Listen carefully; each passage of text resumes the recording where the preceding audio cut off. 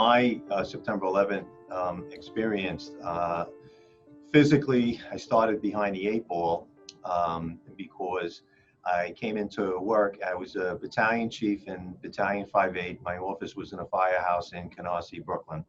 Very busy section of Brooklyn.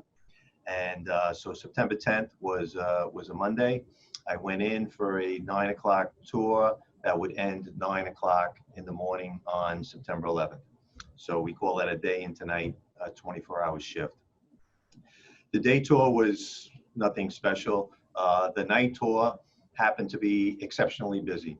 We had several fires and emergencies, so we were pretty much running all night.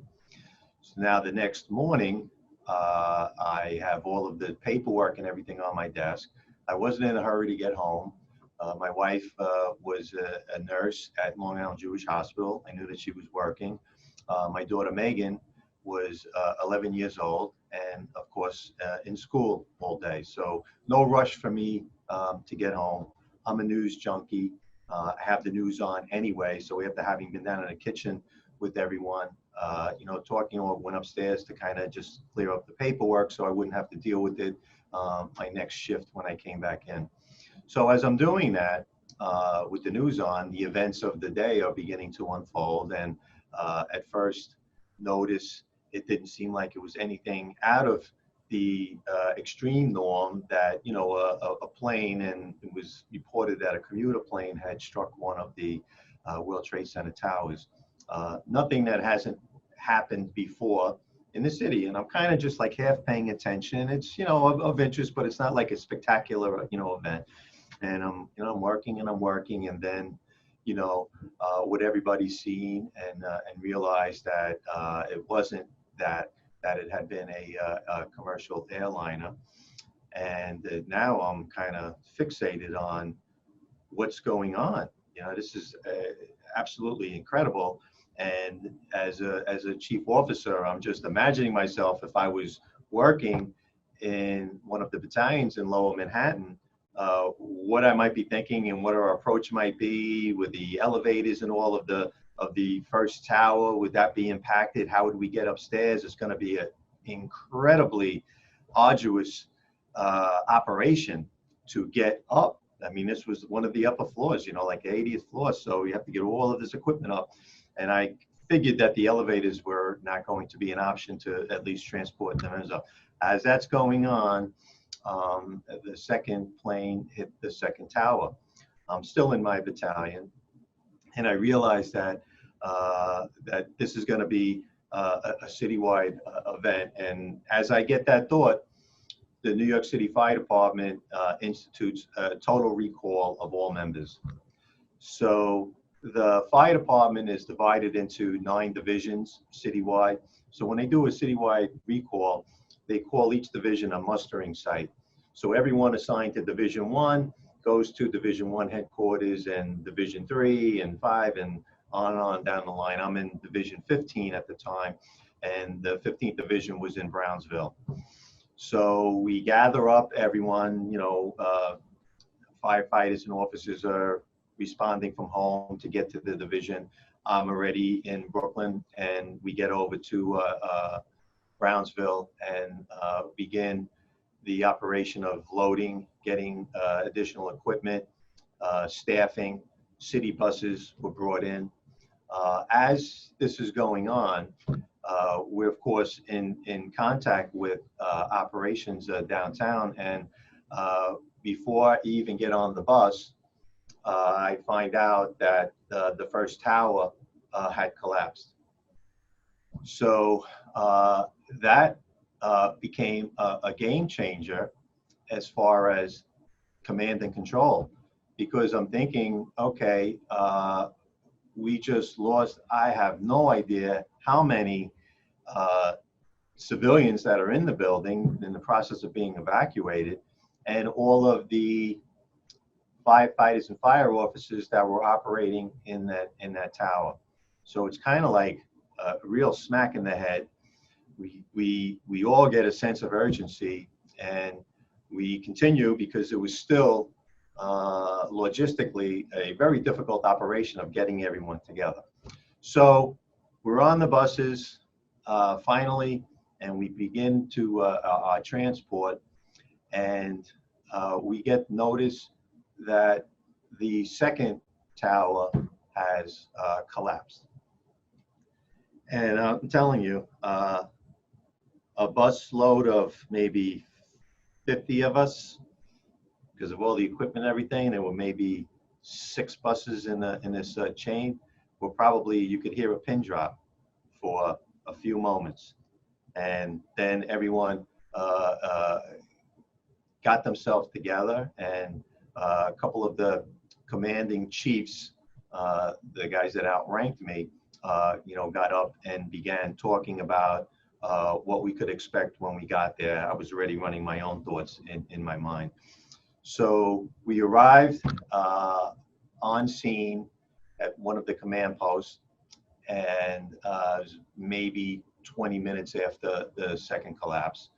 I was happy that I had advanced knowledge of what happened. I mean, if we had not been in communication and I just arrived on the scene and seen that, I don't know how I would have dealt with it. But I had adequate amount of time to gather my thoughts about what we were going to do.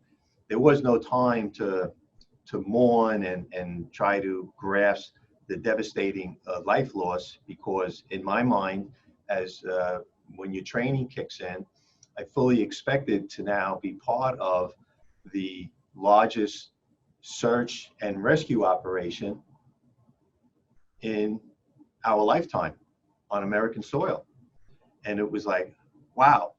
So that's how we approached it. People have asked me, did I look beyond that at the broader issues and all? And I say, no, you can't. We had a job. It's the size of the World Trade Center site, and with all of the devastation, it was broken down into grids. You can't run around and do all these things. We had plenty of staffing to accommodate all of the tasks at hand, and that's how the day began. So it's like maybe, I don't know, 12:30, 1 o'clock-ish, and we would, my job was to supervise search and rescue teams, and we would find some promising voids. And I remember being, excited, because this is where we would expect to find, pockets of people as you got in. I mean, I had no idea that everything had been pushed down so low, because if you can remember what the pit looked like in January, February, March, April of 2002, this deep crater, that's where all the floors have pressed down as we slowly, dug in. But that day, everything's on level ground. So as you come across a void and you can shore it up, that's when I expected to just see pockets of people. And this would go on, through the day and into the night. And a promising lead would end up, nowhere, and it would have required more heavy equipment to be able to move to get it up. So we'd move on to another area. The same thing would happen. A void would unfold. We would work into it and get as far as we could without the heavy machinery, and then find no one. So that night, maybe 7, 8 o'clock at night, it was like the mechanical Marines, that all of these heavy machines came across into ground zero. Cranes, tractors, all of this mechanical equipment, which would be put to use to now get into all of those craters that we had begun opening to get down deeper. And that's pretty much how the whole first night went. If I have one memory of 9/11, it's that that whole period, because I'll speak more about that later, is overwhelming exhaustion. I've never been more exhausted in my life, and this would go on for 9 months.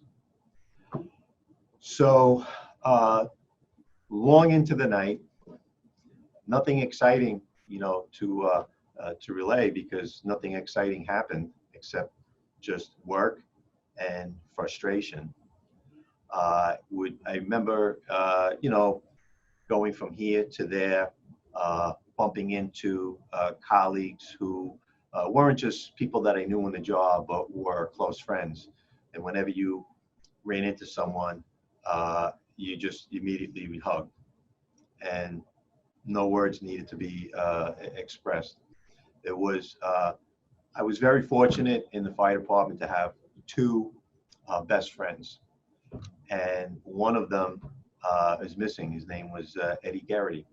He was a fellow, he was a fellow battalion chief, a man I had met coming into the fire department.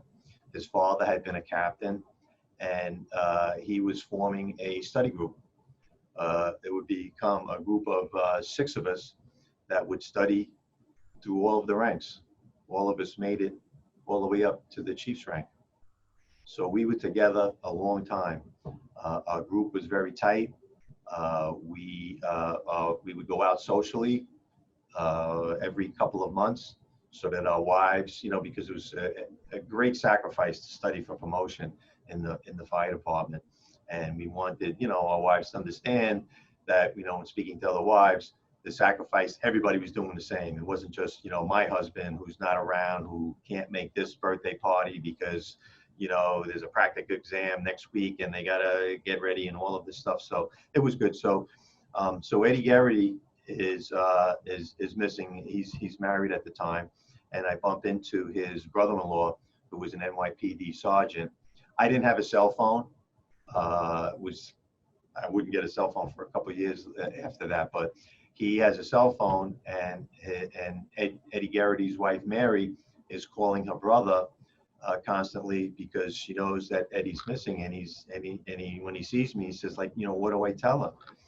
I said, well, just tell her the truth, actually. I said, there's chaos here, and really, and I mean this truthfully. I fully expected to find a whole bunch of us, fire personnel, emergency personnel, and civilians. It was just going to take the better part of a couple of weeks, but we're gonna find them. So you tell her that it's chaos. He very well could be here, and communications, and this was the truth also, the cell phones really weren't working. I mean, his was working because, unfortunately for him, because she was torturing him with the calls. But that was a vivid memory, and almost, made me pause a little bit to take a moment and reflect on how many others that, of my friends and colleagues that I was going to find out were also in that situation. So I worked probably until 4 or 5 o'clock in the morning, and one of the command chiefs, when I went back to the command post, took a look at me and said, Richie, you're done.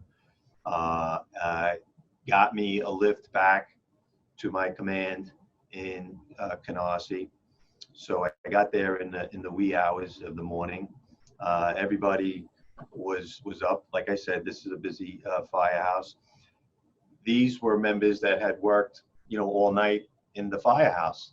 So of course, everybody wants to know what's going on. Everybody that was getting off, of course, was going to go work down at the trade center. So I spent the whole morning drinking coffee and kind of trying to give them a sense of what it was like and what they could expect and how the operation would go. So I caught some sleep in the firehouse. Actually, I called my wife to let her know that everything was okay and gave her an update. I want to just backtrack a little bit, just because when I was in the office, because you had asked, did my wife know what was going on? Did my daughter? I called my wife from the battalion office at work at the hospital. She was at Long Island Jewish, and we spoke, and I told her that I was going to end up being down there, and don't worry, I'll be safe because this is continuing operation. We know what we're doing, And, you know, and she had full confidence. And it wasn't even like, I don't think she worried that, that something was going to happen to me. I think she probably worried that something was going to happen to the people that were already there. So said that, she said that she was being held over because they expected mass casualties in all of the hospitals. And so I hung up there, and then I get a call in the battalion office. A close friend of mine, Mike Norwood, who is a Rockville Center. We were living in Rockville Center, Long Island at the time.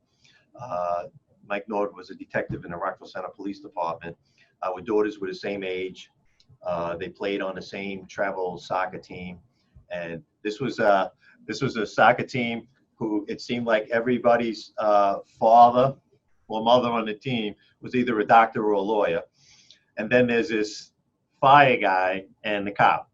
So we became instant buddies.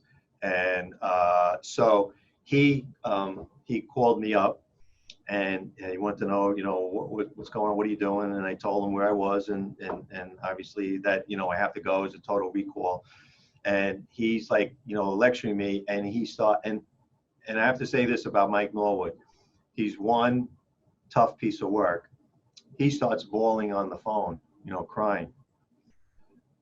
It scared the living crap out of me to hear him, you know, sobbing and telling me that I better be careful.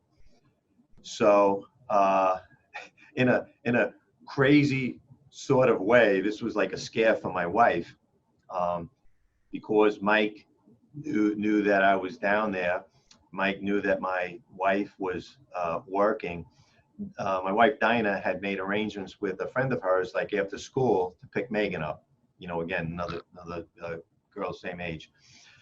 Mike Norwood goes to school to pick up his daughter that day, and decides to proactively just grab my daughter Megan and take her home, figuring, you know, whatever in all of this that we were gonna not make arrangements. So my wife Dinah's friend now comes to school to pick up her daughter and to get my daughter, and the school administrator, rather than tell her Mike Norwood has her, which would have been okay, no problem, says that a police officer came to school to get Megan.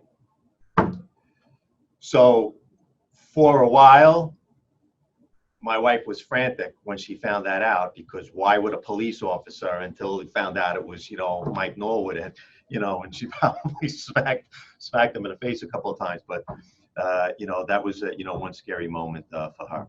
So anyway, back to ground zero again on another transport. Went late in the afternoon of September 12th, worked through the night, came back to the firehouse again.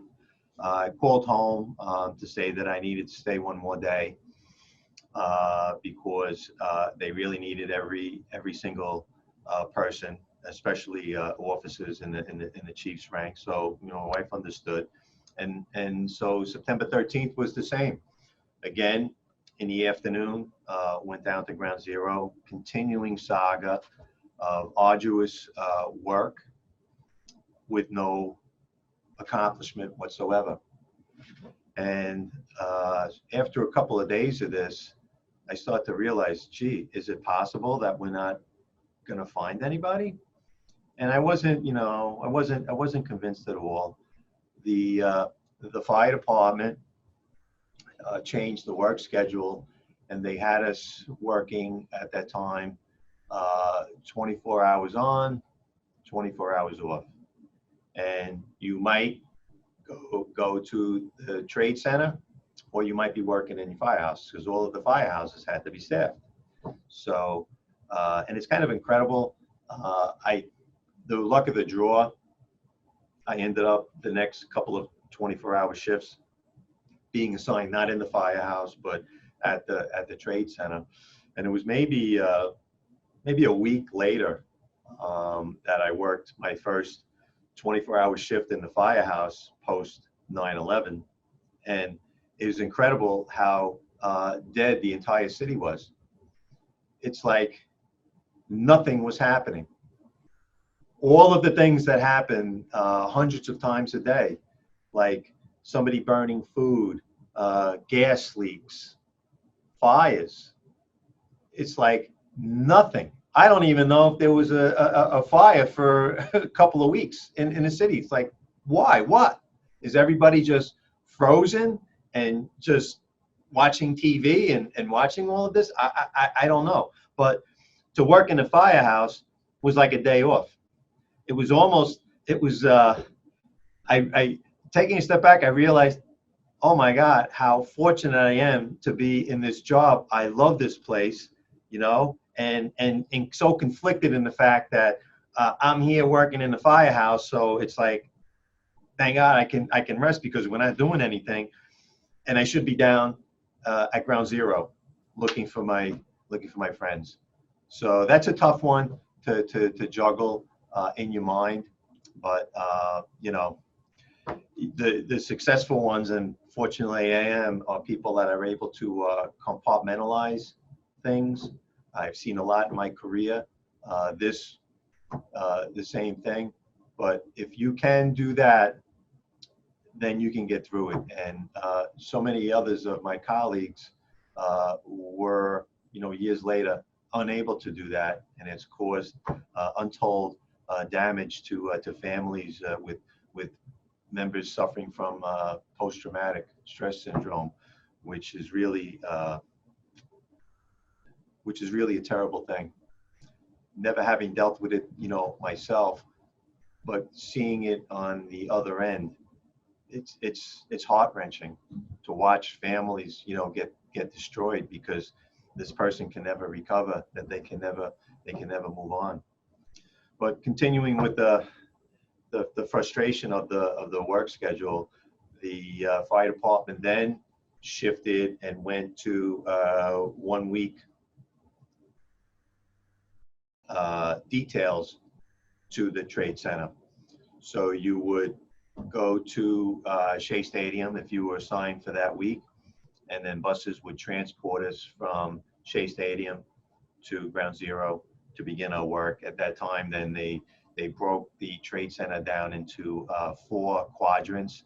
There was a command post at each quadrant, and just the command structure would be, you know, broken down from the ranking chief at that command post to the chiefs below him, and then all the other officers, and you would get your assigned tasks for the tour. So I remember, you know, being on the buses and seeing, as we got close, seeing the faces of people that held up signs encouraging us, holding up pictures of their loved ones that are missing. And I would just really see and look at many of them and almost like wanting to stop the bus to go out to tell them, we're not going to find your loved one. I mean, this is what's going on in my head. It's crazy. It's a crazy thought, but I'm just frozen into like thinking, oh God, and just, you know, knowing how long and how difficult the task would be. So that continued into you know, into October, but early October, pretty much you realize that it's no longer a search and rescue operation, and it becomes a recovery operation, which was also a different mindset. But the reward of that is really in trying to find people, whether they were civilians for their loved ones, or trying to find emergency workers also for their loved ones, but giving closure to families. So that began, you know, late October is when probably the first recoveries started being made. The fire department, and I think the police department was doing this too, went to a monthly rotation. You were assigned a month there, and then you would go back to your regular command. So I was there in the month of November of 2001, and then I wouldn't return until March of 2002.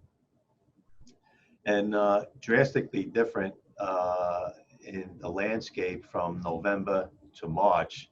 So that big crater that I was talking about, by the time I got there in March, was, geez, we seemed to be 10 stories, maybe more, into the ground. You know, gigantic area. And that winter, the reason why the operation was able to be concluded in May and only take 9 months was because it was an exceptionally warm winter. And they were able to each month do incredible work. So when I got there in March, I was surprised how many recoveries we would make, because I was there for 12-hour shifts. So the entire operation was, for the FDNY, were 2 separate groups working 12 hours. My group of people, we made 80 recoveries. And recoveries, you know, would be the gruesome part of finding, you know, bits and pieces of people. You would almost, everyone came pretty eagle-eyed in spotting something that was, you know, potentially a body part to find for recovery, and that's how they would make the ID on people. Or in the case of firefighters and fire officers, was the bunker gear, you know, or a mask cylinder, a helmet. We found a lot of that. And the ceremonial aspect of making a recovery is another lasting image in my mind. Whenever we found a member of service, everything would stop, and that removal would be made with all due caution to gather everything possible. It would be put on a Stokes stretcher with an American flag, and all of us would line up on the ramp leading out. And if it was a member of service, a call, and we could identify, you know, if it was a police officer would have a name on a uniform. The fire department members, the gear has their name on it, tag, helmet, same thing. Call would be made to the firehouse, so members would come down so they could actually escort their brother out of the pit. Very dramatic, and very respectful, and you know, makes one realize how fortunate, you know, we are to be in this work. I mean, it's, you know, it's God's work to do, but to see the relief in families just on having an identification. So that's, I mean, it's not a fancy story. It's just a story of work, of trial and tribulation, intermixed with, I tried to get to, and this is another thing I held myself back from, and I have guilt from time to time. I went to the funerals and later memorial services for people. I realized I couldn't do it all. I mean, you know, I don't mind saying I was exhausted, and it was like, it was tough to just keep it together, to just, you know, do my job and remain strong, you know, for my family, so they didn't worry about me. But I went to the funerals and later memorials to people that I knew really well, and I felt like, you know, I had to go. It was like, no, well, I'm not going to go today because I worked all night and I'm tired. So I did that. So I went to a fair amount of them, but I didn't go to every one of them, you know, as opposed to members of the fire department bagpipe band who were at every single funeral and every single memorial. Just, you know, just incredible, just incredible. And, you know, I mean, here I am, as I tape this, 19 will be 20 years removed. And I don't often sit around and dwell on it, but when I talk about it like I am now, it's like it was yesterday. No, that's that's pretty much it. How was your health after spending so much time at Ground Zero? We all know that that air was poison, and most poisonous to those who were closest to Ground Zero, Yeah. which is where you were working for months. Like you, I'm a avid physical fitness buff, and also for the job it was really important. So I was an avid runner and a gym rat. And my buddy Eddie Garrity, who I spoke about before, we were partners in that. We ran races together. Him and I ran 2 marathons together, and we'd work out in the gym together. So, maybe a week after, when I was home and wanted to go for a run, I couldn't run more than a couple of blocks, and my lungs were tight, and I had what they call reactive airway disease. So I was scared because I, what's the rest of my life going to be like? It was really as I hope. And it took maybe, even though the Ground Zero operation was still going on, but by then, later on when we had effective masks and all to work, it took maybe 3 months or so, but my lungs sort of cleared up, and I was able to get back to a normal, workout and run.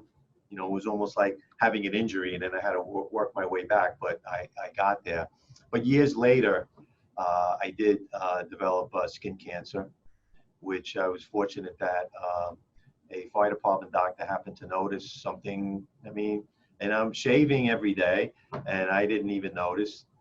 I thought it was a freckle, but he sent me to a dermatologist, and it turned out to be skin cancer, which now, of course, is a very common cancer in the 9/11 community. But, it was not life-threatening in my case. It could have been, had it not been discovered. I don't know when I would have gotten around to, hey, what's this? So that's been my only personal battle with illness. So knock on wood, good so far. Although all of us consider ourselves, myself included, a ticking time bomb. You rose through the ranks of the fire department, deputy chief. You worked for the union, and now you have really dedicated your life to the 9/11 community, those who are ailing of illnesses. What led you to that decision? Well, in 2007, 2 things happened. I had thrown my hat in the ring for an open position in my union, the Uniform Fire Officers Association, and I got promoted to deputy chief. So I won that election, and came in, and I had been speaking about a lot of things, but the health and compensation was actively being talked about, because the illnesses that we were told by the medical professionals back in 2001 that we could expect to see cancers in possibly 10 or 20 years, the respiratory ailments, much sooner, began unfolding almost immediately. Cancers were showing up a year, 2 years later. So in 2006, Detective James Adroga had passed away, and we were fighting with the federal government and New York City government about the toxicity of the air. So that was still being debated. And Detective Zadroga, who died of pulmonary fibrosis, was a client of Michael Barasch, prominent 9/11 attorney who I now work for, convinced the family to have an autopsy done on Detective Zadroga's lungs when he passed away in 2006. And when they opened up his lungs, they found everything that we were claiming had been in the air: ground glass, benzene, asbestos, heavy metals. And that gave us the forensic evidence that we needed to pursue this legislation. So I was tasked as the legislative and political director for the fire officers in conjunction with the New York State AFL-CIO and my international union, the IAFF, to lobby on behalf of getting what would become the James Zadroga 9/11 Health and Compensation Act. But I was privileged to be tapped as one of the lobbyists for the AFL-CIO, even though I was representing the fire officers. Dennis Hughes at the time was president. His executive assistant was Susie Ballantyne, and they put teams together. But I ended up on the team with Dennis Hughes, who was a labor icon in New York State. Absolutely incredible. And he took me under his wing, and I learned the ropes, and I learned how to make your case to Republicans and to Democrats, to how to walk that delicate aisle, how to have a few minutes of someone's time and be able to say only what you want to say and only what's significant, because you only have that short window and you need to be able to make your case. And if you don't, well, then you blew that 3 minutes. And so in 2010, of course, we were successful, got the law passed, but it was only good for 5 years. And I wasn't worried at the time because I knew the statistics that were coming down, that, when we went back to get it extended, surely they would see it would be an even easier task to get it restored. And that didn't happen. We had a fight for close to 2 years, right down to the wire, to get the law extended in 2015. And they created the World Trade Center Health Program, was made permanent. But unfortunately, the Victim Compensation Fund, the most important part of this for the financial well-being of all of these families that were dealing with horrendous illnesses and losing their breadwinner, was only extended for 5 years. So the fight, that Victim Compensation Fund was slated to expire at the end of 2020, began running out of money in late 2018, and a year early, we're down in Washington fighting to get that done. So along the way, in 2016, after 38 years and after three-year terms in my union, I decided, enough was enough. I had spent a lot of time away from my family. The union job is very time-consuming, between long days and political functions at night, the lobbying between going to Washington and going to Albany. It was time to take a step back. And I thought that was it for me. And Michael Barasch called me and had a proposal, had a different idea for me. And I said, you know what? I still got some fire in the belly.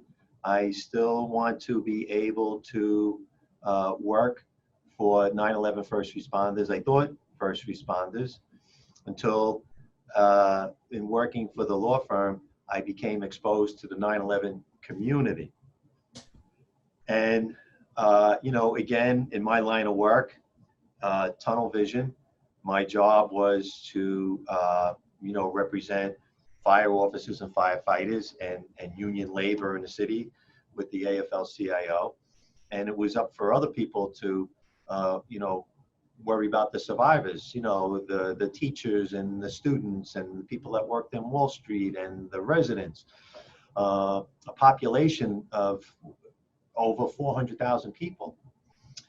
And it wasn't until I began working for the law firm that I realized that the survivors, and I call them the forgotten group of the 9/11 community, had no one speaking out for them.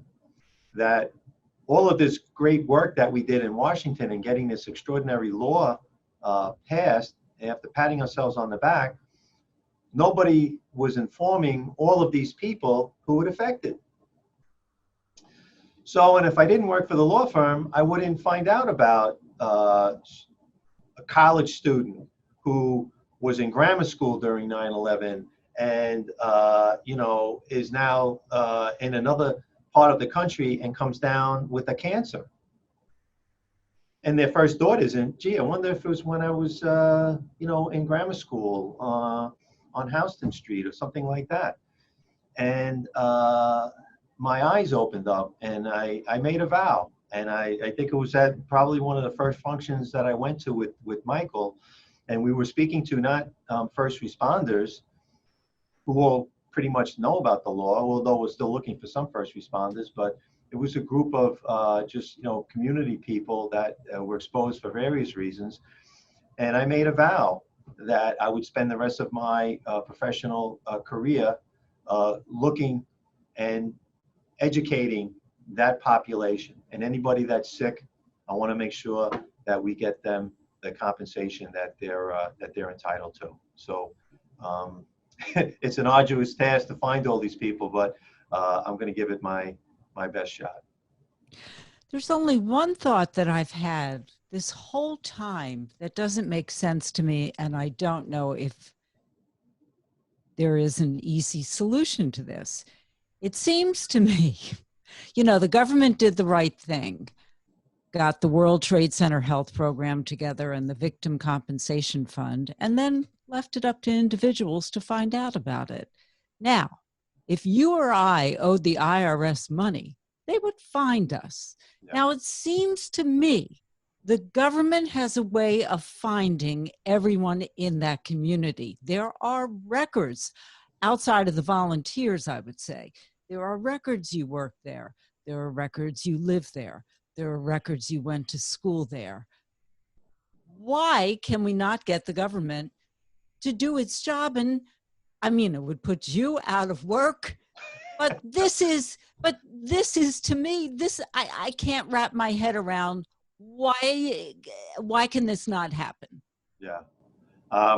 Two thoughts. One, I mean, that's a question for our elected leaders there to bring to the floor of Congress. But number two, I'll take the cynical approach and say, well, the federal government stepped up and said, okay, yeah, we told you the air was safe to breathe. Shame on us, it wasn't. So if you get sick, then we're gonna take care of you financially. I don't think they want to find anyone. You know, you're on your own for that. It's a cynical thought, but that's how I feel. Anything else you want to add, Richie?